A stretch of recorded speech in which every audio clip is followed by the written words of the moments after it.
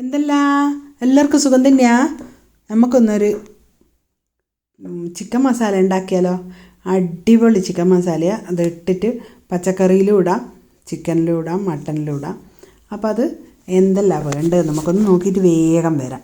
ആദ്യം വേണ്ടത് മല്ലി ഒരു 5 ടേബിൾ സ്പൂൺ വേണം. പിന്നെ ജാതിപത്രി ഒരു 3 എണ്ണം. അതിങ്ങനെ മുറിഞ്ഞിട്ടുള്ളത് കൊണ്ടാണ് 3 എണ്ണം അത്. പിന്നെ ജീരകം 1 ടീസ്പൂൺ. പിന്നെ ഉലുവ 1/2 ടീസ്പൂൺ. പിന്നെ 6 ഗ്രാമ്പു, 1 ടേബിൾ സ്പൂൺ കുരുമുളക്, 2 ടേബിൾ സ്പൂൺ പെരിഞ്ജീരകം, പിന്നെ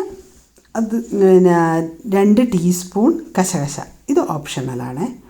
പിന്നെ ഏലക്കായ് ഒരു 8 എണ്ണം. പിന്നെ വേണ്ടത് നമ്മളെ കറുവയില ഇതൊരു 3 4. പിന്നെ പട്ട ഞാൻ പൊട്ടിച്ച് വെച്ചതായത്.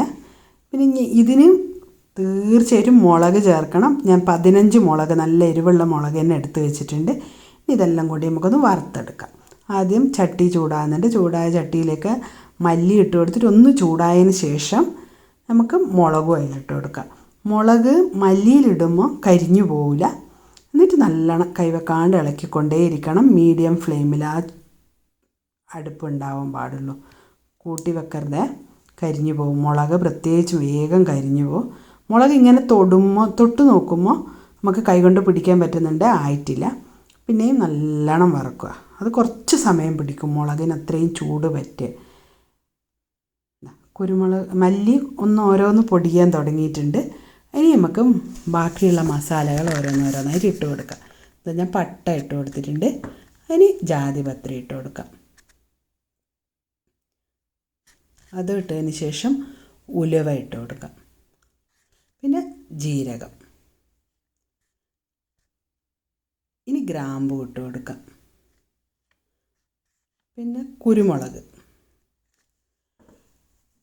പിന്നെ പെരിഞ്ജീരകം ഇട്ട് കൊടുത്തിട്ട് പെട്ടെന്നൊന്ന് ഇളക്കി കളയാം.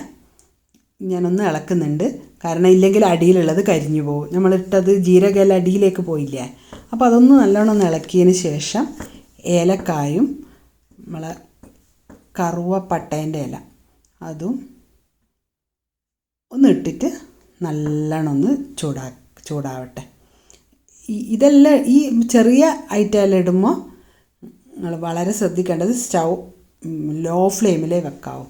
ആദ്യം മീഡിയം ഫ്ലെയിമിലും പിന്നെ ബാക്കിയുള്ളത് ഇടുമ്പോൾ ലോ ഫ്ലെയിമിലും. അത് വളരെ ശ്രദ്ധിക്കണേ, ഇല്ലെങ്കിൽ കരിഞ്ഞു പോകും. മുളക് കരിഞ്ഞാൽ ഒരു വല്ലാത്തൊരു മണമായിരിക്കും, പിന്നെ കയ്പ്പും ആയിരിക്കും ഉണ്ടാവുക.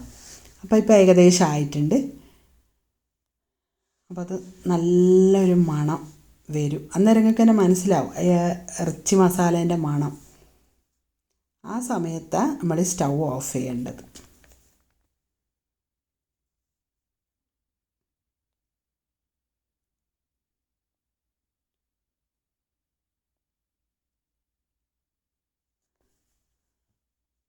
നല്ലോണം ഒന്ന് ഇടയ്ക്കൊന്ന് മല്ലി എടുത്തൊന്ന് കൈകൊണ്ട് പൊട്ടിച്ച് നോക്കുമ്പോൾ മനസ്സിലാവും. മല്ലി നല്ലോണം മൂത്തിട്ടുണ്ടെങ്കിൽ വേഗം നല്ലോണം പൊടിഞ്ഞ് വരും. അപ്പോൾ ആ സമയത്ത് നമ്മൾ സ്റ്റൗ ഓഫ് ചെയ്തിട്ട് ഈ കശകശയും കൂടി ഇട്ടിട്ട് ഒന്ന് ആ ചൂടിൽ കിടന്ന് തന്നെ ഒന്നങ്ങ് ഇളക്കി വയ്ക്കുക കുറച്ച് സമയം. ഇനി ഇത് ഇറക്കിയിട്ട് മാറ്റി വേറൊരു പാത്രത്തിൽ ഇട്ടിട്ട് തണിയാൻ വെക്കാം.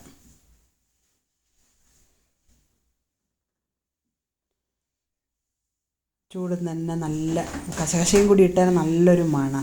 ഒരു പാത്രത്തിലാക്കിയിട്ട് തണിയാൻ വെച്ചിട്ടുണ്ട്. ഒരു 5 10 മിനിറ്റ് പുറത്ത് വെച്ചാൽ പെട്ടെന്ന് തണുത്ത് കിട്ടും.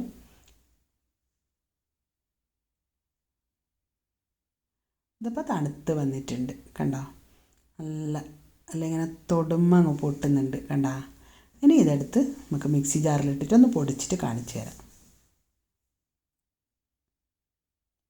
കണ്ടോ, അത് മൂടി തുറക്കുമ്പോൾ എന്തൊരു മണമെന്നറിയാം. അത് ഒരുവിധം നന്നായിട്ട് പൊടിയുന്നുണ്ട്.